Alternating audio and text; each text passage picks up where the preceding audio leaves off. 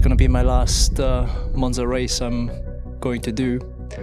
At the end of this year, I've decided together with the team that I'm going to retire from racing. Spa-Francorchamps, July 2026.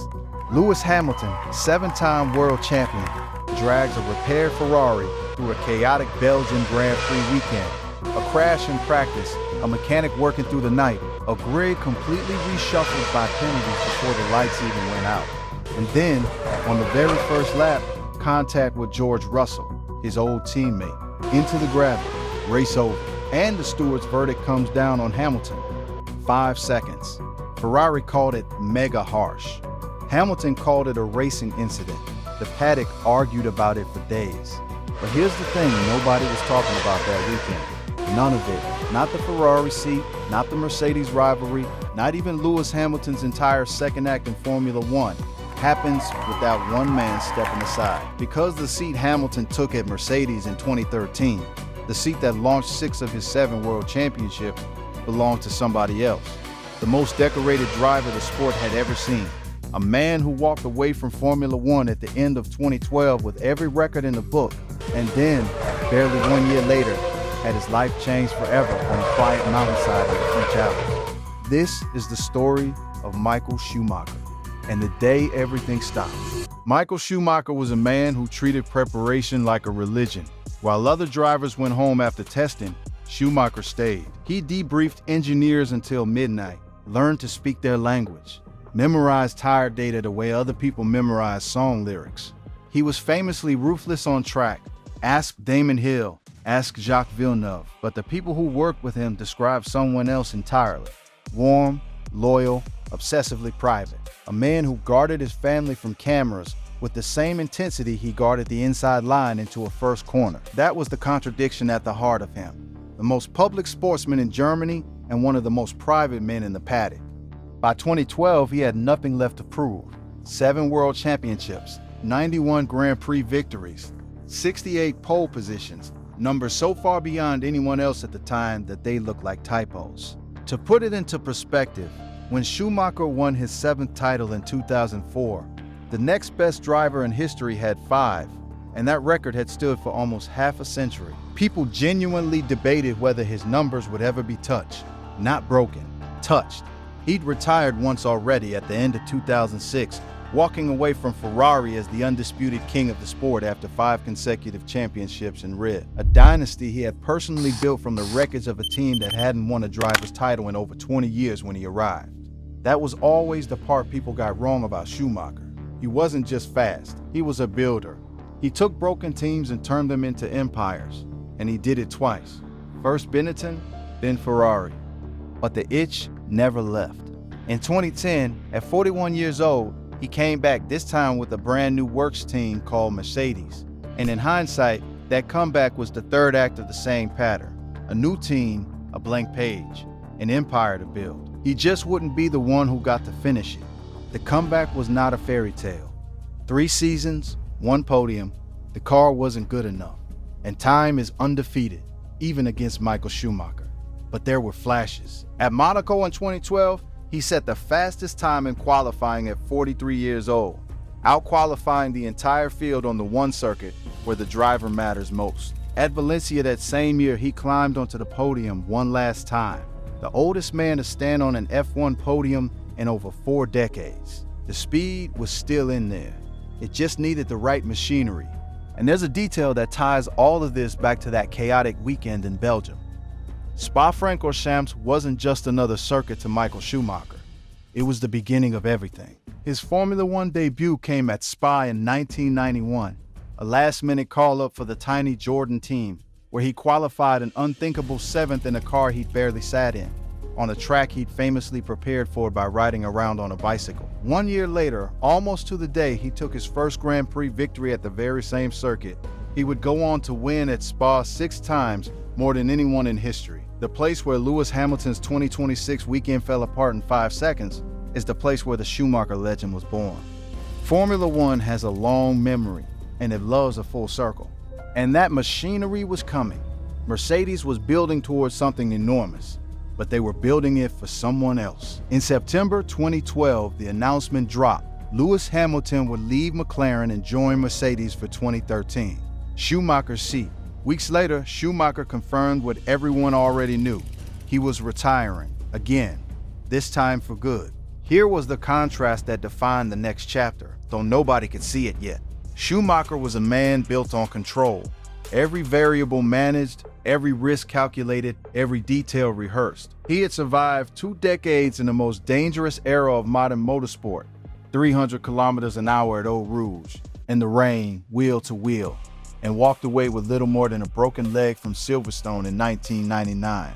On paper, retirement was the safe part.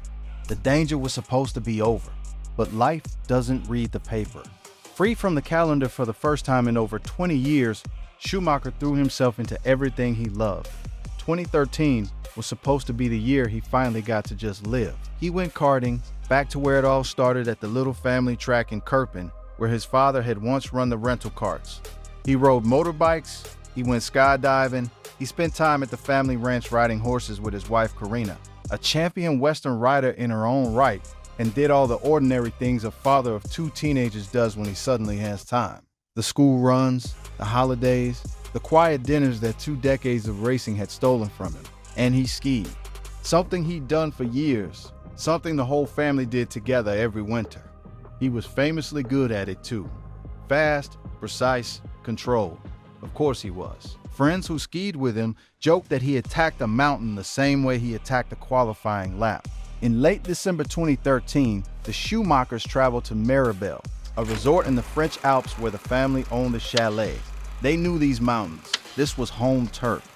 December 29th was a bright, cold morning, and Michael went out to ski with a group that included his 14-year-old son, Mick. It was one small decision that changed everything. Just after 11 in the morning, Schumacher crossed into an unmarked area of off-piste snow between 2 groomed runs, a stretch of maybe a few dozen meters, the kind of line experienced skiers take all the time. Hidden beneath the snow was a rock. His ski clipped it, and Michael Schumacher, the man who had controlled everything for 54 years, was suddenly airborne with no way to save it. He came down head first onto another rock. He was wearing a helmet, he always wore a helmet, and it did its job as well as any helmet could. It split on impact. Doctors would later say, plainly, that without it, he would not have survived to reach the hospital. Think about that for a second. A man who spent 20 years surviving the most dangerous racetracks on Earth, saved by a piece of safety equipment on a family holiday. On a slope he could ski in his sleep, at a speed slower than the pit lane limit.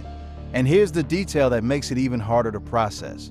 There was a camera mounted on that helmet, a small action camera, filming the family's day on the mountain. French investigators would later analyze that footage frame by frame, along with the skis, the snow conditions, the marking of the runs.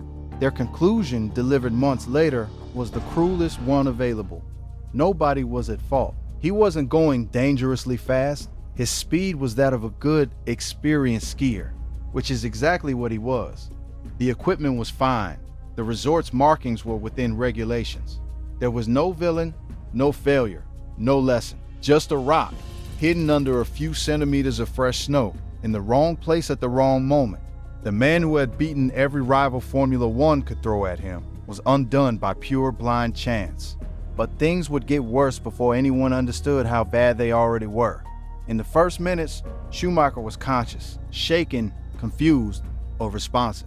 He was airlifted first to the local hospital at Moutier, and it was there that doctors realized the true severity of what was happening inside his skull. He was rushed by helicopter to the University Hospital in Grenoble, and by the time he arrived, his condition had collapsed. He was in a coma. Surgeons operated immediately to relieve pressure on his brain. Then days later, they operated again. The doctors placed him into a medically induced coma, lowering his body temperature, trying to give his brain any possible chance to survive the swelling. And then the waiting began. Outside the hospital in Grenoble, the world gathered. Hundreds of journalists camped in the car park in the freezing cold. Fans arrived from Germany, from Italy, from everywhere, holding Ferrari flags and handwritten signs. On his 45th birthday, 5 days after the accident, Tifosi stood silently outside the hospital wearing red. His old team, Ferrari, hung a banner. The phrase that spread across the sport in those weeks was simple, and it was everywhere. On pit walls, on helmets, on millions of posts. Keep fighting, Michael. His manager, Sabine Cam, stood in front of the cameras and gave updates that grew shorter and further apart. The lead surgeon described him as fighting for his life, hour by hour. There was no spin available, no strategy, no undercut. For the first time in his life, Michael Schumacher's outcome was completely out of Michael Schumacher's hands. And while the family waited, the ugliest side of fame showed up too. In those first weeks, a journalist reportedly tried to reach Schumacher's room disguised as a priest. Later, his medical records were stolen and offered for sale to the press, a crime the family pursued relentlessly. Years after that, a German magazine ran what it advertised on its cover as an interview with Michael Schumacher. It was generated by artificial intelligence. Every quote, fabricated. The family took them to court and won, and the editor responsible lost her job. Each violation only hardened the family's resolve. If the world could not be trusted with Michael, the world would get nothing at all. And this is where the story changes shape. Because the peak of this story isn't a crash, it's silence. Weeks became months. The media circus outside Grenoble slowly packed up because there was simply nothing to report. The family, private to their core even in the best of times, closed ranks completely. And in that vacuum, the entire sport was forced to confront something it had spent decades avoiding. The idea that the indestructible man might not come back. Then, in June 2014, 169 days after the accident, a statement. Michael Schumacher was out of his coma and had left Grenoble. He was transferred to a rehabilitation hospital in Lausanne, Switzerland. And by September 2014, he was home. The family estate in Gland, on the shores of Lake Geneva, converted to give him the medical care he needed. He had survived. The strongest fighter the sport had ever seen had, in the most literal sense possible, kept fighting. In the end, Schumacher lived. That is the outcome. And after those months in Grenoble, it is not a small one. He has been cared for at home ever since, surrounded by his family, in privacy so complete that it is held for more than a decade. An almost unheard of achievement for one of the most famous men on the planet. And yet the story refuses to resolve cleanly, because the truth is that the public has never seen Michael Schumacher again. No photographs, no appearances, no interviews. The family shares almost nothing. And what little they have shared is deliberately, painfully careful. In the 2021 documentary about his life, Corinna finally spoke, and her words said everything and nothing at once. That Michael is still here, but different. She says she misses him every single day. Fans have spent years reading between those lines, and the family has never filled in the gaps. That is their right. Michael protected them for 20 years. Now they protect him. But here's what makes this more than a tragedy. The legacy never stopped moving. Schumacher's final Formula One race had come at Brazil in November 2012, where he finished 7th and in his very last laps as a Grand Prix driver, graciously let Sebastian Vettel, his young German protege, the kid he'd mentored for years, slip past on his way to clinching a world championship. His last meaningful act on the racetrack was helping the next generation win. 13 months later, he was fighting for his life. That next generation carried him forward. His son Mick fought his way up through the junior categories and won the Formula 2 championship in 2020, racing under the Schumacher name with his father's old helmet colors. And in 2021, for the first time since 2012, the name Schumacher was back on a Formula One grid, with Mick making his debut for Haas. He raced 2 full seasons at the top level, and every camera in every paddock followed him, because everyone understood exactly what that name on the cockpit meant, and exactly who wasn't in the grandstands to see it. And in one of the most poetic moments modern F1 has produced, when Lewis Hamilton won the Eiffel Grand Prix in 2020 and equaled Michael's record of 91 career victories at a Mercedes team Schumacher helped build, Mick walked over on the grid and handed Hamilton one of his father's red helmets. The man who took Schumacher's seat, matching Schumacher's record in Schumacher's country, receiving Schumacher's helmet from Schumacher's son. You could not script it. Hamilton went on to break the wins record, then equal the 7 championships. And every single time, he said the same thing, that Michael was his childhood idol and that equaling him was an honor he struggled to put into words. The records changed hands.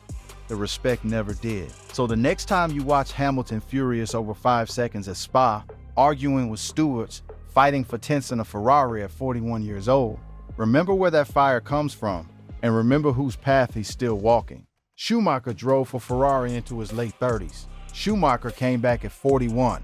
Schumacher taught an entire generation that the fight is the point. Penalties come and go. Grids get reshuffled. Results get overturned. Legacies don't. Michael Schumacher never got to watch the era he made possible.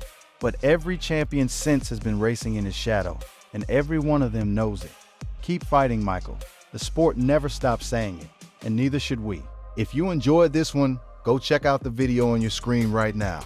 Another story from F1's history that sounds too dramatic to be true, except every word of it happened.